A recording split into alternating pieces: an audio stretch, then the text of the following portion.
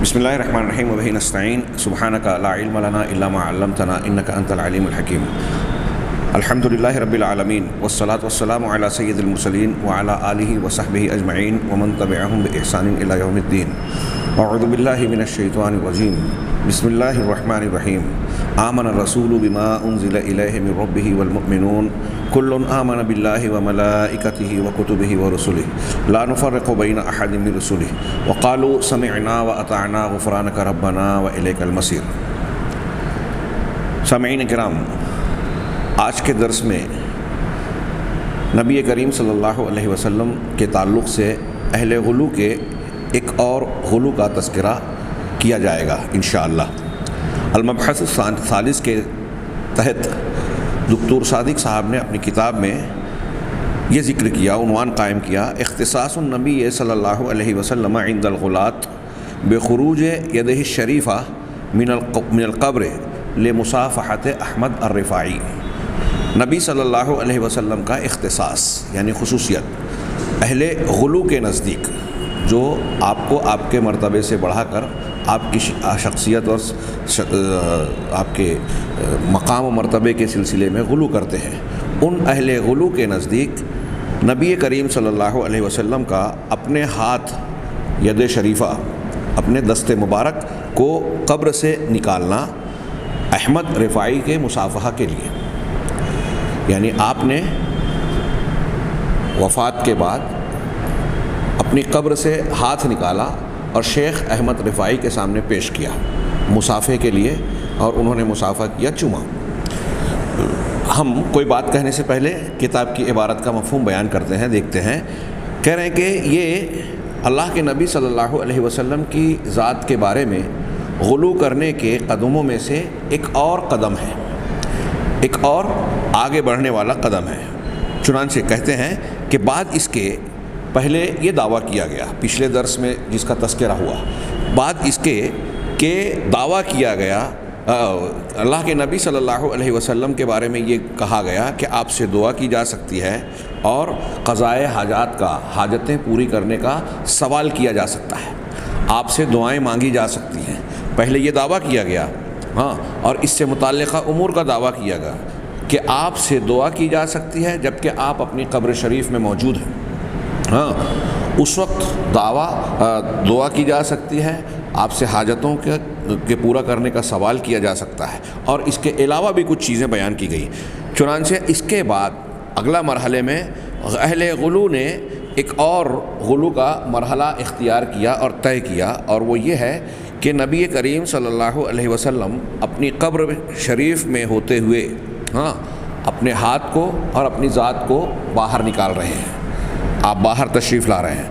کہہ رہے ہیں کہ وہ اول ذالک زعمہم خروج یدہ الشریفہ لیقبلہا احمد الرفاعی. سب سے پہلے نبی صلی اللہ علیہ وسلم کے آپ کی قبر سے نکلنے کے سلسلے میں جو دعویٰ کیا گیا وہ یہ کہ آپ نے اپنے دست مبارک کو باہر نکالا قبر سے باہر، تاکہ اسے احمد رفاعی چوم لے میں، اس کو بوسہ دے دے. یہ بات انہوں نے حوالے سے نقل کی کہ احمد بن رفاعی کا تذکرہ کر کے. احمد بن رفاعی کون ہے؟ احمد بن ابو الحسین الرفاعی. انہی کی طرف طریقہ رفاعیہ، صوفیہ میں ایک سلسلہ ہے سلسلۃ الرفاعیہ. ہمارے ہاں جس طرح ہندوستان میں زیادہ تر چشتی، قادری، نقشبندی پائے جاتے ہیں، بعض علاقوں میں، دوسرے ملکوں میں رفاعی سلسلہ بھی ہے. احمد رفاعی، احمد بن ابو الحسین الرفاعی کی طرف یہ سلسلہ منسوب ہے. اس شخص کی وفات جو ہے سن 570 ہجری میں ہوئی. یہاں جو عبارت اور اس کا مفہوم میں نے آپ حضرات کے سامنے پڑھا، اس میں یہ کہا گیا کہ یہ سب سے پہلا دعویٰ کیا گیا ہے، لیکن آپ دیکھ رہے ہیں کہ ان کی وفات 570 میں ہوئی ہے. ہمارے یہاں ہندوستان پاکستان میں ہو سکتا ہے یہ عرب عالم ہے، ان کے پاس کوئی ماخذ اور ایسی کتاب نہ رہی ہو. جو ہمارے یہاں ایک دعویٰ کیا جاتا ہے کہ امام ابو حنیفہ رحمہ اللہ بھی جب تشریف لے گئے اور نبی کریم صلی اللہ علیہ وسلم کی قبر مبارک کی زیارت کی اور آپ کو سلام کیا، تو آپ کے قبر کے اندر سے سلام کا جواب آیا، اور پھر آپ نے اپنے دست مبارک کو نکالا. حضرت امام ابو حنیفہ رحمہ اللہ نے اس کا مصافحہ لیا. ہاں بلکہ بعض لوگوں سے یہ بات میں خاص طور سے ذکر کر دوں کہ ہمارے یہاں یہ بات مشہور ہے, کئی اہل حدیث علماء نے اسے تذکرہ کیا, اور میں نے اسے میری یادداشت کے مطابق کہیں پڑھا نہیں ہے, لیکن متعدد اہل حدیث علماء کے علاوہ بعض احناف سے بھی میں نے سنا ہے, جس میں ایک حوالے سے بعض علماء کے حوالے سے بھی سنا کہ حنفی علماء نے اپنی خاص مجلسوں میں اسے بیان کیا. وہ اس سلسلے میں لمبے چوڑے قصے بیان کرتے ہیں. ایک صاحب نے بیان کرتے ہوئے یہ بھی کہا کہ جب حضرت امام ابو حنیفہ رحمہ اللہ نے قبر شریف پر جا کر یہ کہا السلام علیکہ یا رسول اللہ, تو جواب میں یہ آیا کہ وعلیک السلام یا وعلیکم السلام یا سراج امتی, کہ اے میرے امت کے چراغ تم پر بھی سلامتی ہو. اگر یہ دعویٰ جو ہندوستان میں پاکستان میں کیا جاتا ہے, پتہ نہیں کس کتاب سے یہ نقل کیا جاتا ہے, ہاں اگر یہ دعویٰ دیکھیں تو احمد رفاعی سے پہلے کا یہ دعویٰ ہو جائے گا. ہاں تو چاہے امام ابو حنیفہ رحمہ اللہ کا معاملہ ہو یا احمد رفاعی صاحب کا, ہاں آگے اس کی حقیقت واضح ہوگی. صاحب کتاب, صرف میں نے اتنی وضاحت کرنا چاہی کہ صاحب کتاب کہہ رہے ہیں کہ یہ دعویٰ سب سے پہلے احمد رفاعی کے بارے میں کیا گیا, اور ہمارے ہندوستان میں حضرت امام ابو حنیفہ کی طرف بھی کے لیے بھی اس قسم کا دعویٰ پایا جاتا ہے. دونوں دعوے اللہ کے نبی جناب محمد رسول اللہ صلی اللہ علیہ وسلم کے تعلق سے صراحتاً غلو ہے, جھوٹ پر اور باطل پر مبنی ہے. اس کی وجوہات آگے ہم جانیں گے. کہہ رہے ہیں ابو الہدا السیادی الرفاعی, یہ سیادی اس پر ضبط نہیں کیا گیا, میں اسے پڑھ رہا ہوں السیادی. ابو الہدا السیادی الرفاعی یہ کہتا ہے کہ لما حجہ, کہ جب یعنی احمد الرفاعی, جب انہوں نے حج کیا, یہاں انہوں نے وضاحت کی جملہ معترضہ کے ذریعے کہ ان کی مراد احمد رفاعی سے ہے, کہ جب احمد رفاعی صاحب حج کے لیے تشریف لے گئے, وقف تجاہ الحجرۃ الشریفہ, تو حجرہ شریفہ حضرت عائشہ صدیقہ رضی اللہ تعالی عنہ کا وہ حجرہ جس میں نبی کریم صلی اللہ علیہ وسلم کی قبر ہے, قبر مبارک ہے, اس کے سامنے احمد رفاعی کھڑے ہوئے. یہ وہ بیان کر رہے ہیں کون؟ ابو الہدا السیادی الرفاعی, کہ آپ وہاں کھڑے ہوئے احمد رفاعی, اور وہ انشدہ, اور یہ شعر پڑھا.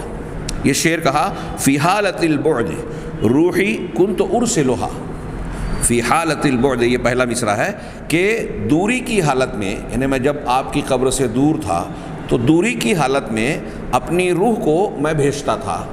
روحی کنت ارسلھا, اپنی روح کو میں بھیجتا تھا. کیوں بھیجتا تھا؟ تو قبل الارض عنی وہی نائبتی, کہ میری جانب سے میری یہ روح جو ہے وہ زمین کو بوسہ دے, ہاں جبکہ وہ میری نائب تھی, یعنی میری روح میری نیابت کرتے ہوئے, میری نیابت کرتے ہوئے یہاں حاضر ہوتی تھی اور زمین کو بوسہ دیتی تھی. زمین کو بوسہ دینے کے لیے میں اپنی روح کو بھیجتا تھا جب میں دور تھا. اگلا شعر وَهَذِهِ نَوْبَةُ الْأَشْبَاحِ قَدْ ظَهَرَتْ, لیکن اب جو ہے یہ وَهَذِهِ, یہ جو ہے یہ شخصیت اور ظاہری وجود کی باری ہے. اشباح شبحن کی جمع ہے, شبحن کہتے ہیں شخص کو, عمارت کے ظاہری حصے کو, اور کئی معنی ہوتا ہے. یہاں مراد یہ ہے کہ روح کے مقابلے میں جو میرا وجود ہے, یعنی شخصیت ہے, جسم ہے, تو یہ جسم کے ساتھ شخصیت کے ساتھ آنے کی باری ہے. قد ظہرت, اب یہ ظاہر ہو گئی, یعنی میں پہلے روح کو بھیجتا تھا, اب جسم کے ساتھ یہاں حاضر ہو گیا, ظاہر ہو گیا. فمدد یمینک کہ تحظی بہا شفتی, تو آپ اپنے ہاتھوں کو پھیلائیے تاکہ میرا ہونٹ آپ سے شاد کام ہو. تحظی حظ پانا, یعنی میرے ہونٹ جو ہیں آپ سے اپنا حصہ پائیں, خوش قسمتی کو حاصل کریں, حصہ حاصل کریں, نصیبہ حاصل کریں. میں نے شاد کام والا مفہوم کیا کہ میرے ہونٹ آپ سے شاد کام ہو, یعنی میں آپ کے ہاتھوں کو بوسہ دوں. یہ دو شعر احمد رفاعی نے پڑھے بقول ابو الہدا السیادی کے. قالا, وہ کہتا ہے آگے فخرجت الیہ یدہ الشریفۃ من القبر, یدہ الشریفۃ من القبر. چنانچہ جب انہوں نے یہ شعر پڑھا تو قبر سے اللہ کے نبی صلی اللہ علیہ وسلم کا دست مبارک نکلا, حتی قبلہا, یہاں تک کہ احمد الرفاعی صاحب نے اس کو بوسہ دیا. والناس ینظرون, اور لوگ دیکھ رہے تھے. یہ بات جو انہوں نے نقل کی اس کا حوالہ دیا، میں پورا حوالہ پڑھ رہا ہوں کہ قلادۃ الجواہر فی ذکر الغوث الرفاعی و اتباعہ الاکابر، یہ پورا کیا نام ہے کتاب کا نام ہے، جواہر کا ہار، ہاں، غوث رفاعی اور ان کے اکابر متبعین کے بیان میں کتاب کے نام کا مفہوم میں نے کیا۔ ہاں، یہ محمد ابی الہدیٰ آفندی الرفاعی السیادی کی کتاب ہے، صفحہ نمبر 67-68 سے اس کو نقل کیا گیا ہے، اور کہا کہ صاحب کتاب کہہ رہے ہیں اور دیکھیے البرہان المؤید لأحمد الرفاعی، لأحمد الرفاعی کہ یہ کتاب کا دوسرا نام ہے کہ احمد رفاعی کے لیے تائید کرنے والی کھلی دلیل۔ ہاں، اس میں ترجمۃ الرفاعی، اسی طریقے سے ترجمۃ الرفاعی لأحمد آفندی السیادی الرفاعی صفحہ نمبر 13، یہ میں نے حوالہ بطور خاص نقل کیا کہ کسی کو یہ نہ ہو کہ بس یوں ہی بیان کیا جا رہا ہے۔ ہاں، میں نے امام حنیفہ رحمہ اللہ کی طرف جو بات بیان کی وہ میرے پڑھنے میں نہیں آئی، یا فی الحال ہمارے سامنے اس کا حوالہ نہیں ہے، لیکن یہاں کچھ لوگ اس طرح کا دعویٰ کرتے ہیں، اور اگر کہیں کوئی لکھے بھی تو وہ بے حوالہ بات ہی ہوگی، ہاں، کیونکہ یہ سراسر جھوٹ اور کذب ہے۔ چنانچہ اس کو نقل کرنے کے بعد دکتور صادق آگے کہہ رہے ہیں، بڑے غور سے سماعت فرمائیں، کہ اس دعویٰ کیے گئے واقعے کے سلسلے میں اگر کوئی شخص غور کرے، ہاں، غور کرنے والا جب غور کرے گا تو اس میں اس کے لیے کوئی شک کی گنجائش نہیں رہے گی کہ یہ واقعہ رسول اللہ صلی اللہ علیہ وسلم پر جھوٹ ہے، اور نہ صرف رسول اللہ صلی اللہ علیہ وسلم پر بلکہ یہ خود احمد رفاعی رحمہ اللہ کی شخصیت پر بھی جھوٹ ہے، یعنی ان کے تعلق سے بھی یہ جھوٹ گھڑا گیا رفاعی صاحب کے اور جناب محمد رسول اللہ صلی اللہ علیہ وسلم کی شخصیت کے بارے میں، دونوں کے بارے میں غلو کیا جا رہا ہے اور دونوں کے بارے میں جھوٹ گڑھا گیا۔ اب یہ جھوٹ ہے کیسے پتہ چلتا ہے؟ یہ جو کہہ رہے ہیں کہ غور کرنے والا دیکھے گا تو اسے جھوٹ پائے گا، کیسے؟ تو کہہ رہے ہیں کہ وَذَلِكَ مِنْ أَوْجُهٍ، کئی شکلوں سے، کئی صورتوں سے اس کا جھوٹ ہونا واضح ہوتا ہے۔ سب سے پہلی وجہ اس کے جھوٹ ہونے کی وہ یہ ہے کہ ثبت بهذه الحادثة المزعومة، میں عربی کا ترجمہ کرتا ہوں، مفہوم بیان کرتا ہوں، کہ اس مزعوم واقعے سے یہ بات ثابت ہوتی ہے، اگر ہم اس واقعے کو مان لیں کہ ایسا ہوا۔ احمد رفاعی صاحب نے جا کے اللہ کے نبی صلی اللہ علیہ وسلم کے سامنے 2 شعر پڑھے، آپ سے گزارش کی کہ میں آپ کے ہاتھوں کو بوسہ دینا چاہتا ہوں، اپنے ہاتھوں کو پھیلائیے، ہاں، تاکہ میرا ہونٹ جو ہے اس سے شاد کام ہو۔ تو اس واقعے کو اگر ہم مان لیں، اس دعویٰ کیے گئے اور گمان کیے گئے واقعے کو، تو اس سے یہ ثابت ہوگا یا یہ ماننا پڑے گا کہ رسول صلی اللہ علیہ وسلم سے احمد رفاعی کی جو محبت تھی وہ خلفائے راشدین صحابہ کرام کی محبت سے برتر تھی، زیادہ تھی، بڑھی ہوئی تھی۔ احمد رفاعی کا مقام محبت، درجہ محبت، ہاں، اس کی قدر محبت صحابہ کے قدر محبت سے کہیں اونچی تھی، یہ ماننا پڑے گا، ثابت ہوگا۔ کیوں؟ بل تفوق محبت کل من آمن به من عصرہ صلی اللہ علیہ وسلم الی وقتنا ھذا، صرف خلفائے راشدین ہی نہیں بلکہ نبی صلی اللہ علیہ وسلم کے عہد مبارک سے لے کر ہمارے آج کے وقت تک، ابھی تک، ہاں، جتنے لوگوں نے بھی رسول اللہ صلی اللہ علیہ وسلم سے محبت کی ان تمام سے بڑھ کر احمد رفاعی کی محبت تھی، ان کا درجہ تھا۔ کیوں؟ لأن هذه الحفاوة المذمومة التي قابل بها النبي صلی اللہ علیہ وسلم احمد الرفاعی لم تحدث لأحد قبله او بعده ممن آمن به وزاره بعد وفاته۔ کہہ رہے ہیں کہ کیوں یہ بات ثابت ہو رہی ہے؟ اس لیے کہ عزت و اکرام میں یہ مبالغہ کرنا، الحفاوہ حفیہ سے اس کا معنی ہوتا ہے عزت و اکرام کرنے میں مبالغہ کرنا، عزت و اکرام میں مبالغہ کرنے کا یہ دعویٰ جو اس واقعے میں کیا گیا، ہاں، جس کا نبی صلی اللہ علیہ وسلم نے احمد رفاعی کا جس کے ساتھ سامنا کیا کہ احمد رفاعی نے کو اللہ کے رسول صلی اللہ علیہ وسلم نے اپنی قبر مبارک سے دست مبارک نکال کر جو شرف بخشا اور آپ کو عزت و اکرام کا یہ اعلیٰ درجہ دیا، ہاں، کہہ رہے ہیں کہ یہ واقعہ نہ احمد رفاعی سے پہلے کسی کے لیے ہوا، نہ آپ کی وفات کے بعد اور احمد رفاعی کے بعد کسی کے دوسری شخصیت کے بعد ہوا، ہاں، ان لوگوں میں سے جنہوں نے رسول اللہ صلی اللہ علیہ وسلم پر ایمان لا کر آپ کی قبر کی زیارت کی آپ کی وفات کے بعد۔ آپ کی وفات کے بعد آپ کی قبر کی زیارت کرنے والے لوگ وہ احمد رفاعی صاحب سے پہلے کے ہوں، صحابہ، تابعین، تبع تابعین، یا ان کے بعد کے ہوں، آج تک کسی اور کے لیے یہ واقعہ نہیں ہوا۔ تو گویا ان کو ایک ایسا شرف حاصل ہو گیا جو امت میں کسی اور کو نہیں ملا. ہاں وہذا بلا شک، کہہ رہے ہیں کہ آگے شیخ نے کہا کہ اس میں کوئی شک نہیں کہ یہ کھلا جھوٹ، کذب واضح، کھلا ہوا جھوٹ ہے، وہ بہتان فاضح، اور انتہائی شرمناک بہتان ہے، گڑھی ہوئی بات، الزام تراشی. ہاں لتلک الشرذمۃ التی تؤلف کتب المناقب والکرامات، کہہ رہے ہیں آگے میں اس کا مفہوم بیان کر رہا ہوں، اس جماعت کی طرف سے جو اپنے زعماء، اپنے پیشوا اور اپنے مشائخ کے مناقب اور ان کی کرامات میں ایسی کتابیں تیار کرتی ہیں جس کے ذریعے سے عوام کے جذبات کو اپنی طرف کھینچا جائے اور کمزور عقل والوں کو اپنے مشائخ کی طرف متوجہ کر کے ان سے متاثر بنایا جائے. جملے کا مفہوم میں نے اپنے الفاظ میں بیان کیا کہ یہ ان لوگوں کا بنایا ہوا قصہ ہے، ان لوگوں کی جانب سے گڑھا ہوا جھوٹ ہے اور انتہائی شرمناک بہتان ہے. کن لوگوں کی طرف سے؟ جو اپنے سلسلے، اپنے بزرگان اور اپنے زعماء کی طرف عام لوگوں اور جاہل لوگوں کی توجہ مبذول کر کے ان کے دام فریب میں مبتلا کرنا چاہتے ہیں، پھانسنا چاہتے ہیں.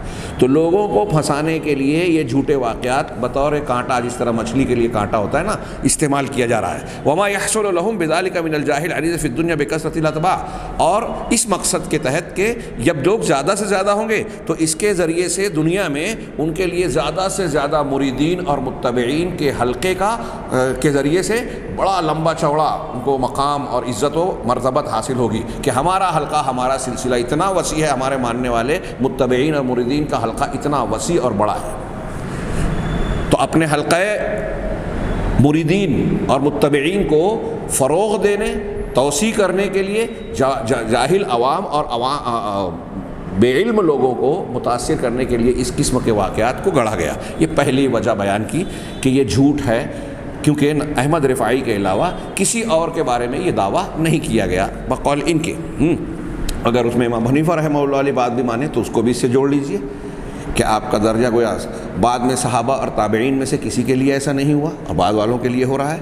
نمبر 2، کما لم یکن من ہدیہ صلی اللہ علیہ وسلم حال حیاتہ ان یمد یدہ کیقبلها المسلم علیہ. ایک دوسری بات یہ بھی اس کے غلط ہونے کی ایک وجہ یہ بیان کر رہے ہیں 2 کہ نبی کریم صلی اللہ علیہ وسلم کا طریقہ یہ نہیں تھا اپنی زندگی اور دنیا میں موجود رہنے کی حالت میں، جب آپ لوگوں کے درمیان، صحابہ کے درمیان موجود تھے تو آپ کا یہ طریقہ کہیں آپ کو نظر نہیں آئے گا کہ اگر کوئی شخص مسلمان آ کر آپ کو سلام کرے تو آپ سلام کرنے والے کے سامنے اپنا ہاتھ بڑھائیں تاکہ وہ اسے بوسہ دے. تو زندگی میں تو آپ نے ایسا نہیں کیا کہ ملاقاتی یا آپ کی زیارت کرنے والے کے سامنے ہاتھ پھیلا کر آپ بوسہ دلوا رہے ہوں. یہ تو بعد میں اہل تصوف نے جو اپنے مریدین اور شیخ کے درمیان کے آداب تیار کیے اور ان کو جس طریقے سے اپنا تابع فرمان بنانے کی کوشش کی، ان آداب میں یہ گڑھ لیا گیا، بنا لیا گیا. نبی صلی اللہ علیہ وسلم کی یہ سنت اور طریقہ نہیں ہے کہ آپ آنے والے کے سامنے ہاتھ پھیلائیں اور آنے والا سلام کر کے آپ کو بوسہ دے. یہ زندگی میں نہیں تھا تو وفات کے بعد آپ احمد رفاعی صاحب کے لیے ایسا کیسے کر سکتے ہیں؟ اس سے بھی پتہ چلتا ہے کہ یہ بات گڑھی ہوئی ہے. نمبر 3، تیسری وجہ جو بیان کی وہ قدر تفصیل سے. وہ کہتے ہیں کہ تاج الدین سبکی صوفی نے احمد رفاعی اپنی کتاب میں شیخ احمد رفاعی کی سوانح اور آپ کے حالات بیان کیے. تاج الدین سبکی یہ صوفی تھے بڑے، انہوں نے اپنی کتاب میں احمد رفاعی صاحب کے حالات ترجمہ یعنی ان کی شخصیت اور ان کی شخصیت سے متعلق تفصیلات بیان کی ہے. اب اس ضمن میں انہوں نے علامہ شیخ سبکی نے، تاج الدین سبکی نے یہ بھی بیان کیا کہ ان من فضائلہ رأفتہ علی الحرۃ والبعوضۃ والجرادۃ والکلب، کہ احمد رفاعی صاحب کی فضیلتوں میں سے، ان کے فضائل و مناقب کے میں یہ بھی شامل ہے کہ آپ جو ہے وہ بلی پر مچھر، بعوضہ کا ترجمہ مچھر کر رہا ہوں، چھوٹے موٹے کیڑے مچھر کی طرح جو ہوتے ہیں وہ ان کو بھی بعوضہ کہا جا سکتا ہے. مچھر، ٹڈی اور کتے، ان لوگوں کے تعلق سے بھی آپ بڑے نرم اور شفیق تھے. آپ کی رافت یعنی شفقت، رحمت، مہربانی، یعنی بلی، کتا اور ٹڈی اور مچھر، ان لوگوں کے تعلق سے بھی وہ نرمی اختیار کرتے تھے، رافت و رحمت کا برتاؤ کیا کرتے تھے. یہ بات جملہ جو نقل کیا یہ طبقات الشافعیہ الکبریٰ تاج الدین سبکی کی کتاب ہے. تاج الدین عبد الوہاب ابن علی السبکی، جلد 6 صفحہ نمبر 23. کے حوالے سے یہ نقل کیا کہ احمد رفاعی کے فضائل میں انہوں نے یہ بات بیان کی. ولم یذکر شیئا عن حادثۃ الید، لیکن تاج الدین سبکی صاحب نے احمد رفاعی رحمہ اللہ کے بارے میں ہاتھ کے حادثے، یعنی یہ جو اللہ کے نبی صلی اللہ علیہ وسلم کے روضے پر گئے اور قبر سے ہاتھ نکلا اور آپ نے بوسہ دیا، یا جو واقعہ بھی ہم نے پڑھا، اس کا کوئی تذکرہ نہیں کیا. ولو کان لہا وجود، شیخ کہہ رہے ہیں صاحب کتاب کہ اگر ایسا واقعہ ہوا ہوتا، اس کا کوئی وجود ہوتا، تو شیخ سبکی اس کو بیان کرنے میں نہیں چوکتے. لما توانا السبکی، توانا سستی کرنا، کوتاہی کرنا. میں کر رہا ہوں کہ سستی نہیں کرتے، یعنی چوکتے نہیں. ایسا غیر معمولی واقعہ اگر ہوا ہوتا، تھوڑی دیر کے لیے اس میں تھوڑا سا اضافہ کر کے سوچئے کہ نبی صلی اللہ علیہ وسلم اپنے قبر مبارک سے ہاتھ نکال کر پیش کر رہے ہیں احمد رفاعی کے سامنے، اور وہ بوسہ دے، اور لوگ دیکھ رہے ہیں، جیسا کہ واقعے میں کہا گیا. اگر لوگ دیکھ رہے ہوں اور یہ ایسا غیر معمولی واقعہ ہوا ہو جو آپ سے پہلے اور آپ کے بعد کسی کے لیے نہ ہوا ہو، تو کیا اس واقعے کا چرچا نہیں ہوتا؟ اس کو فروغ اور شہرت نہیں ملتی؟ یہ ظاہر سی بات ہے کہ بہت شہرت ہو جاتی، اور جب شہرت ہوتی تو تاج الدین سبکی جیسا شخص جو ان کی سوانح اور ان کی شخصیت پر روشنی ڈال رہا ہے، کیا وہ اس سے بے خبر رہتے؟ اور اگر وہ ان سے یہ واقعہ ان کے علم میں ہوتا تو جو یہاں تک بیان کر رہا ہے کہ ان کے فضیلت میں یہ بھی شامل ہے کہ وہ بلی کتے سے بھی نرمی اور رحمت کا برتاؤ کرتے تھے، کیا وہ اس عظیم اور اہم واقعے کو، جس سے احمد رفاعی صاحب کا اتنا بڑا مرتبہ، اتنا بڑا مقام ظاہر ہوتا ہے، اس کو چھوڑ دیتے؟ تو وہی شیخ کہہ رہا ہے کہ اگر اس واقعے کا وجود ہوتا تو تاج الدین سبکی اس کو بیان کرنے میں، اس کو ذکر کرنے میں چوکتے نہیں، چھوڑتے نہیں. وقت ذکر، اور جبکہ تاج الدین سبکی نے اس واقعے سے بہت کمتر واقعات اور معاملات کو ذکر کیا ہے. اسی طریقے سے ابن خلکان نے رفاعی کا ترجمہ بیان کیا. علامہ ابن خلکان مشہور شخصیت ہیں، تو وہ کہہ رہے ہیں کہ انہوں نے ان کی شخصیت کے متعلق جو کچھ بیان کیا، کہہ رہے ہیں کہ ساتھ ساتھ یہ بھی ذکر کیا کہ یہ ابن خلکان جو ہیں یہ احمد رفاعی سے قریب زمانے کے ہیں، وہو قریب العہد بہ، ان سے بہت قریب زمانے کے ہیں. اور انہوں نے ذکر کیا ہے کہ انہوں نے یہ بیان کیا ابن خلکان نے کہ رفاعی صاحب کے جو اتباع ہیں، ان کے متبعین اور مریدین ہیں، ان کے بڑے عجیب و غریب حالات. ابن خلکان شیخ احمد رفاعی کے ترجمے میں ان کی شخصیت پر روشنی ڈالتے ہوئے بیان کرتے ہیں کہ ان کے متبعین اور مریدین کے بڑے عجیب و غریب حالات رہے ہیں. جیسے کہہ رہے ہیں، جیسے سانپوں کا، زندہ سانپوں کا کھا لینا، سانپ کھانا، وہ بھی زندہ سانپ کھانا خود ایک حیرت انگیز بات ایک مسلمان کے لیے. مزید یہ کہ وہ زندہ ہوتے ہوئے سانپ کھا لینا. وَدُخُولُ النَّارِ وَهِيَ مُتَوَقِّدَةٌ، اور آگ جل رہی ہو، اس آگ میں داخل ہو جانا.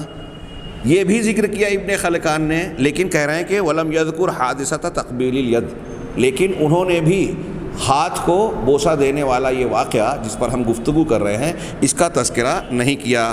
ہاں، وفایات العیان لابن خلکان، یہ وفایات العیان ان کی بہت مشہور کتاب ہے. ہاں، جلد اول صفحہ 171 172 پہ ان کا یہ بیان دیکھا جا سکتا ہے. تو انہوں نے ان کے مریدین کی عجیب و غریب باتوں کا تذکرہ کیا، بعض تفصیلات کا ذکر کیا، لیکن یہ بیان نہیں کیا کہ شیخ احمد رفاعی کو یہ شرف حاصل ہوا تھا جس کا ہم ذکر کر رہے ہیں، یعنی اللہ کے رسول صلی اللہ علیہ وسلم کی قبر سے ہاتھ نکلنا اور ان کو بوسہ دینا.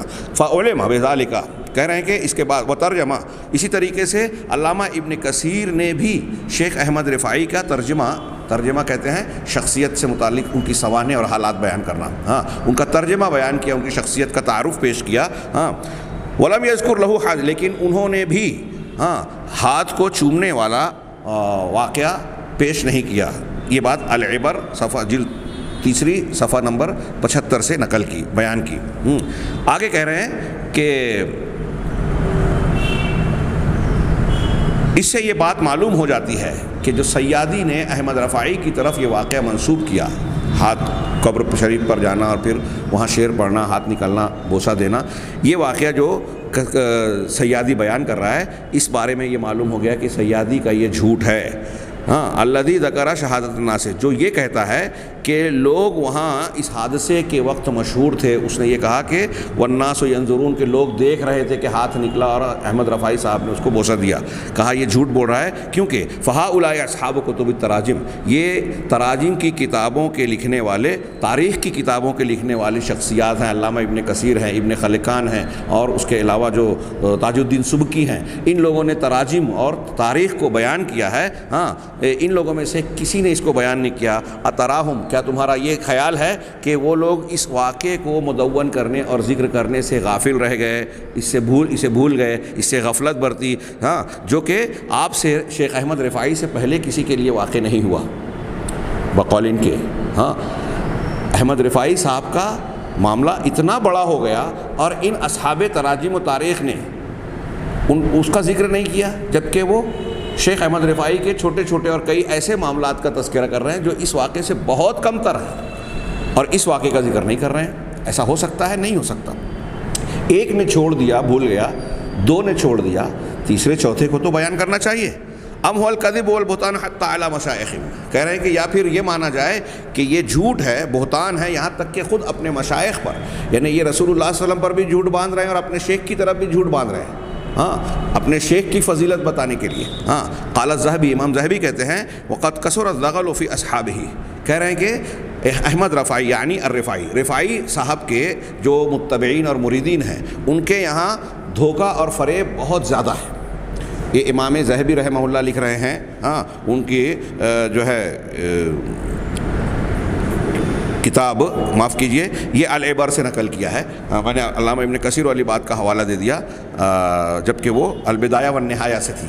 العبر، البدایہ والنہایہ علامہ ابن کثیر کی کتاب ہے. ہاں، یہ العبر سے نقل کیا ہے. امام ذہبی کہتے ہیں کہ احمد رفاعی کے اصحاب میں دھوکہ فریب، زغل کا لفظ استعمال کیا، دھوکہ بہت زیادہ ہے. وتجددت لهم احوال شیطانیہ، اور ان کے لیے شیطانی احوال، ہاں، نئے نئے انداز کے شیطانی احوال پیدا ہوئے. ہاں، اس وقت سے جب سے تاتاریوں نے عراق پر قبضہ کیا. منذ اخذت التتار العراق، عراق میں تاتاریوں کے غلبے کے بعد یہ نئے نئے دعوے، نئے نئے کرامت اور واقعات جو کہ حقیقت میں شیطانی احوال ہیں. اہل علم، آپ پرانے علماء کو دیکھیں گے کہ وہ جو اس قسم کے دعوے کیے جاتے ہیں اور غیر شرعی امور کو اختیار کرنے والے، غیر شرعی واقعات کو بیان کرنے والے، یا ان چیزوں کو، ان حالتوں کو وہ لوگ اہل سلف احوال شیطانی ہی کہتے ہیں. کہ یہ اللہ کے مومن بندے احوال اولیاء نہیں ہیں، اللہ کے صالح اور نیک بندوں کی حالتیں نہیں ہیں، کیونکہ نیک بندوں کی حالت شریعت کے تابع داری میں ہوتی ہے، قرآن و حدیث کی اتباع ہوتی ہے. اور جو قرآن و حدیث سے ہٹ کر کچھ الٹے سیدھے دعوے کر رہا ہے، مخالفتیں کر رہا ہے، نئی نئی عبادتیں کر رہا ہے، تو ان کی جو حالت ہوتی ہے، جو دعوے ہوتے ہیں، وہ احوال شیطانی کہلاتے ہیں. تو امام ذہبی کہہ رہے ہیں کہ شیخ رفاعی کے متبعین کے اندر بڑا دھوکہ، اور ان کے یہاں تاتاریوں کے عراق پر قبضہ پانے کے بعد آپ نئے نئے ایسے دھوکہ و فریب کے دعوے اور احوال شیطانی کے آثار اور مظاہر دیکھیں گے. من دخول، جیسے وہ کہہ رہے ہیں، انہوں نے کہا کہ کیا، جیسے احوال شیطانی، جیسے من دخول النیران، آگ میں، نیران نار کی جمع، آگیں، ہم اردو میں آگ واحد جمع نہیں ہوتی سب کے لیے، تو اس لیے آگے نہیں کہہ رہے ہیں، نیران نار کی جمع، آگوں میں یعنی آگ میں داخل ہو جانا. ورکوب السباع، اور درندوں پر سواری کرنا.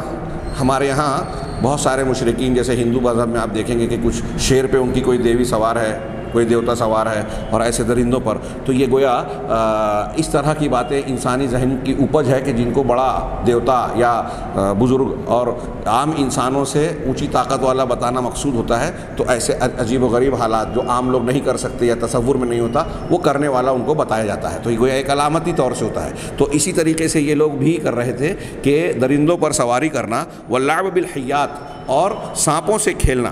کہہ رہے ہیں وہذا لا یعرف، لیکن علامہ ذہبی کہہ رہے ہیں کہ یہ عجیب و غریب شیطانی احوال جو انہوں نے اختیار کر رکھے تھے، اس کو نہ شیخ جانتے تھے، یعنی شیخ احمد رفاعی اس کو جانتے تھے، اور نہ ہی ان کے اصحاب میں، ان کے ماننے والوں میں جو نیک صالح لوگ ہیں. نعوذ باللہ من الشیطان الرجیم، ہم شیطان الرجیم سے اللہ کی پناہ میں آتے ہیں. یہ علامہ ذہبی نے اپنی کتاب العبر جلد 3 صفحہ نمبر 75 پہ بیان فرمائی. تو گویا یہ بات معتبر اہل علم بیان کر رہے ہیں کہ یہ شیطانی احوال ان کے یہاں بہت ہیں۔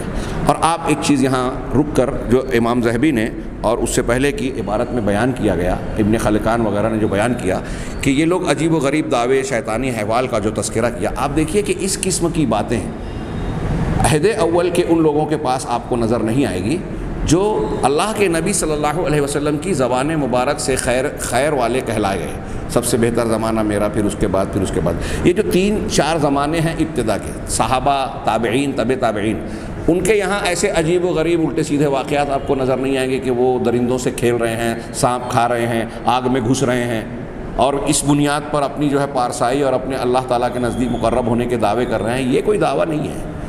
ہاں، صالحیت، ولایت کا دعویٰ اللہ اور شریعت کی تابعداری اور پابندی سے ہوتا ہے، رسول اللہ صلی اللہ علیہ وسلم کی اس محبت سے ہوتا ہے جو صحابہ کرام نے کی، اور جو محبت کا شرعی طریقہ ہے اس پر پورا اترنے کے بعد۔ آگے ہم ان کی بات کو پورا کر دیں۔ وقت ذکر السیادی حادثۃ اخری فی مناقب شیخ ہی، کہہ رہے ہیں کہ سیادی نے اپنے شیخ رفاعی کے مناقب میں، ان کی تعریف میں دوسرے ایک حادثے اور واقعے کا بھی ذکر کیا ہے جو اس ہاتھ والے واقعے سے بہت قریب ہے۔ اس میں وہ کہتا ہے، اس واقعے میں سیادی کہتا ہے کہ جب رفاعی صاحب نے حج کیا اپنی وفات کے سال میں، اور نبی صلی اللہ علیہ وسلم کی قبر کی زیارت کی، الذی ہوا افضل، وہ قبر مبارک جو کہ جنت سے بھی زیادہ افضل ہے، بلکہ عرش اور کرسی سے بھی افضل ہے۔ انا للہ و انا الیہ راجعون۔ دیکھیے ان لوگوں کے دعوے کیا کر رہے ہیں کہ رسول اللہ صلی اللہ علیہ وسلم جس جگہ پر مدفون ہیں، آپ کی قبر مبارک، یہ جگہ جنت سے زیادہ افضل، ایک جنت ہی نہیں بلکہ عرش سے بھی افضل، کرسی سے بھی افضل۔ کہنا کیا چاہتے ہیں؟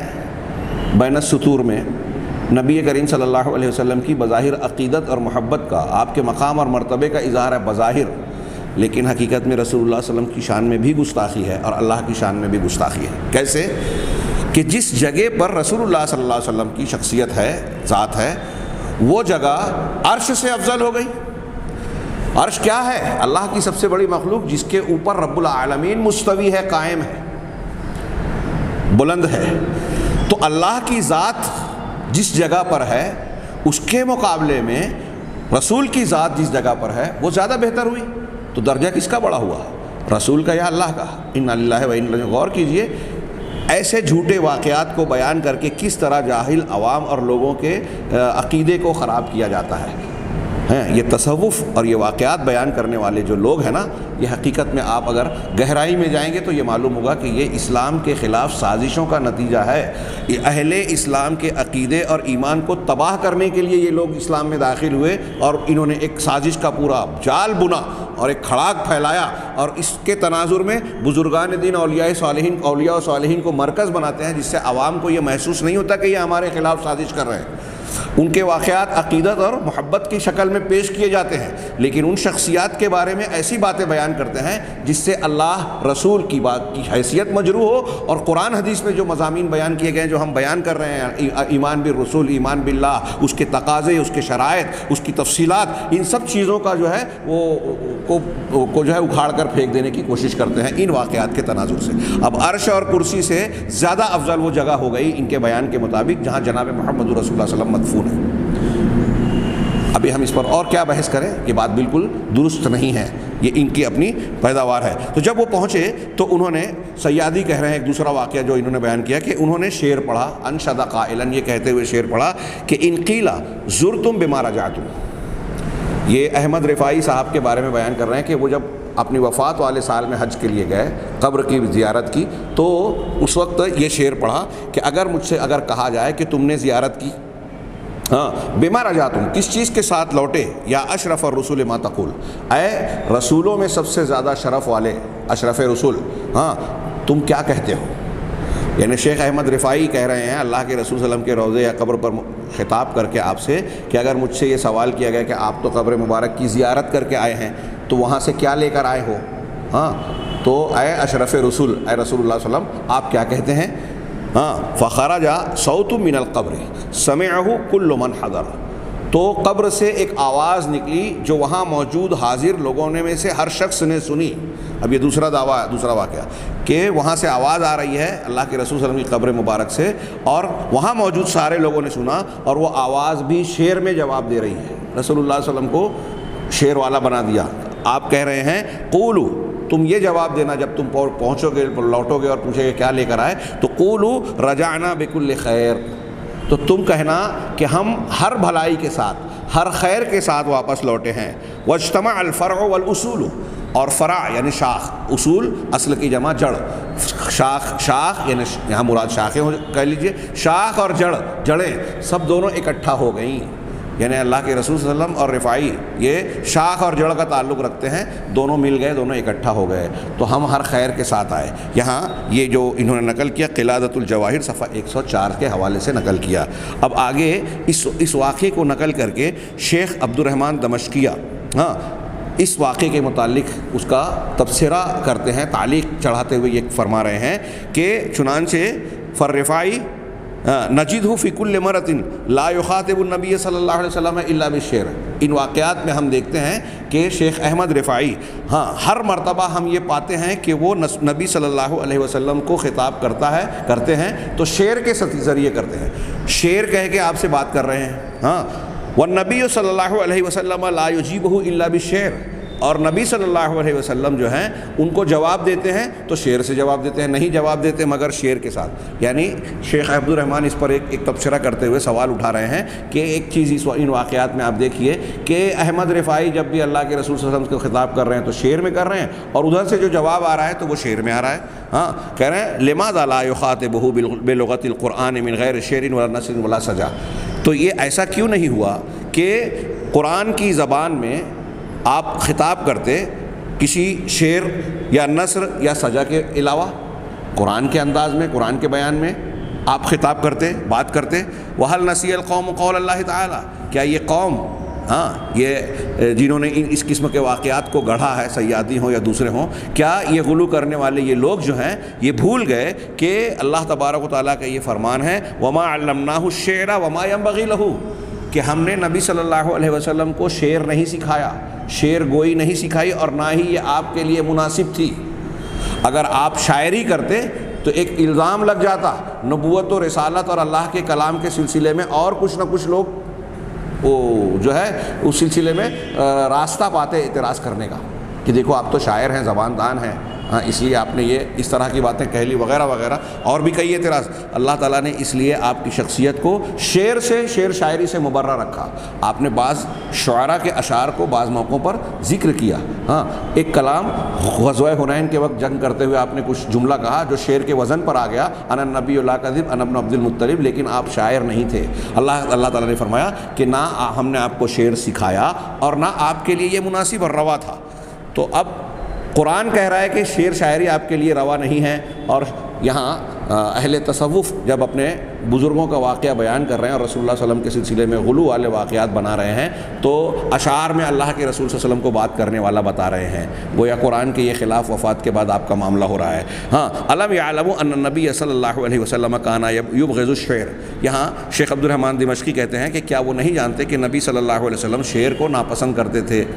لیکن اس جملے پر جو آخری جملہ ہے صاحب کتاب نے تعلیق لگائی کہ نبی صلی اللہ علیہ وسلم علی الاطلاق مطلقاً ہر قسم کے شعر کو ناپسند نہیں کرتے تھے، کیونکہ دلیل موجود ہے کہ آپ کبھی کبھی حسان بن ثابت رضی اللہ تعالیٰ عنہ کے اشعار سنتے تھے، جو اچھے اشعار ہیں، جو بامانہ ہیں اور جس میں کوئی گندگی بری بات نہیں ہے، اس کے لیے آپ اس کو سنتے تھے، اور بعض موقعوں پر آپ نے مخالفین کو جواب دینے کے لیے حضرت حسان رضی اللہ تعالیٰ عنہ کو ترغیب دی کہ ان کا جواب دو، جبریل آپ کی مدد کریں گے۔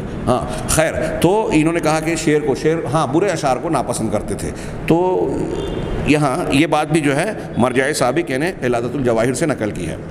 اب آگے کہہ رہے ہیں وقت ذکر دمشقیہ، عبد الرحمن دمشقیہ نے اپنی دراسہ جو کہ رفاعیہ سلسلے کے معاملات سے مستفیض ہے، اس کے سلسلے میں جو تحقیق کی، انہوں نے یہ بیان کیا ہے کہ انہم زعموا، کہ ان کا یہ گمان ہے، رفاعی سلسلے کے لوگوں کا یہ گمان ہے، یہ میں وضاحتاً کہہ رہا ہوں کہ نبی صلی اللہ علیہ وسلم رؤیا فی الرؤیا انہو، کہ اللہ کے نبی صلی اللہ علیہ وسلم کو خواب میں دیکھا گیا کہ آپ نے رفاعی کی بستی کی طرف شد رحال کیا آپ نے بھی اور کعبہ نے بھی. ہاں میں اس کو سیدھے جملے میں کہوں کیا دعویٰ کر رہے ہیں رفاعی لوگ, سلسلے کے لوگ, کہ نبی کریم صلی اللہ علیہ وسلم اور کعبہ یہ دونوں آپ نے کجاوا کسا سفر کی تیاری کی قبر مبارک میں ہوتے ہوئے, اور وہاں سے سید احمد رفاعی کی قبر کی بستی کی طرف سفر کیا. والکعبۃ تسیر معہ, اللہ کے نبی صلی اللہ علیہ وسلم نے سفر کیا, شد رحال کیا اور کعبہ آپ کے ساتھ ساتھ چل رہا تھا. ہاں وقد قال, اور آپ نے یہ کہا, ہا انا والکعبہ زائرون, کہ یہ میں ہوں اور کعبہ ہم لوگ دونوں زیارت کرنے والے ہیں. غور کیجئے کہ رسول اللہ صلی اللہ علیہ وسلم اور کعبہ شیخ احمد رفاعی کی بستی ان کی زیارت کے لیے جا رہے ہیں, اور یہ خواب میں دیکھا گیا. وجلس ینادی اہل القریٰ فی طریقہ, اور پھر یہ اہل بستیوں کے لوگوں کو پکارنے لگے اپنے راستے میں, یعنی راستے گزرتے ہوئے اہل بستیوں کے لوگوں کو پکارتے گئے کہ ان یزوروا معہ الشیخ احمد الرفاعی, کہ میرے ساتھ جو ہے شیخ احمد رفاعی کی زیارت کرو. اللہ کے رسول صلی اللہ علیہ وسلم جا رہے ہیں اور راستے میں جو بستیاں ہیں ان بستی والوں سے کہہ رہے ہیں کہ چلو ہم سب ساتھ چل کے شیخ احمد رفاعی کی زیارت کریں. انا للہ و انا الیہ راجعون. احمد رفاعی کا یہ مقام بتایا جا رہا ہے کہ رسول اللہ صلی اللہ علیہ وسلم اپنی قبر مبارک سے نکل کر ان کی زیارت کے لیے جا رہے ہیں. تو کس کا درجہ بڑا ہو گیا؟ کیا بتانا چاہتے ہیں یہ واقعے والے؟ عزت کر رہے ہیں, محبت کر رہے ہیں اللہ کے رسول سے, اللہ سے؟ جی نہیں, یہ دین کی دشمنی ہے. کہا ثم تبین للراوی, اب یہ جو خواب کا دعویٰ کیا تو خواب کا دعویٰ کرنے والا راوی جو ہے اس کے سامنے یہ بات واضح ہوئی کہ ان الرؤیا حقیقہ, کہ یہ خواب جو ہے وہ سچا ہے, حقیقت ہے. فقام, چنانچہ وہ اٹھا, وذهب الى قریۃ الرفاعی, اور رفاعی کی بستی کی طرف جو ہے چل پڑا, مشارکاً موقع نبی صلی اللہ علیہ وسلم الکعبہ, نبی صلی اللہ علیہ وسلم اور کعبہ کے جلوس میں شریک ہوتے ہوئے. یہ بات مرجع سابق یعنی الرفاعیہ عبد الرحمن دمشقیہ کی کتاب جو ہے صفحہ نمبر 43-44 سے نقل کی گئی ہے.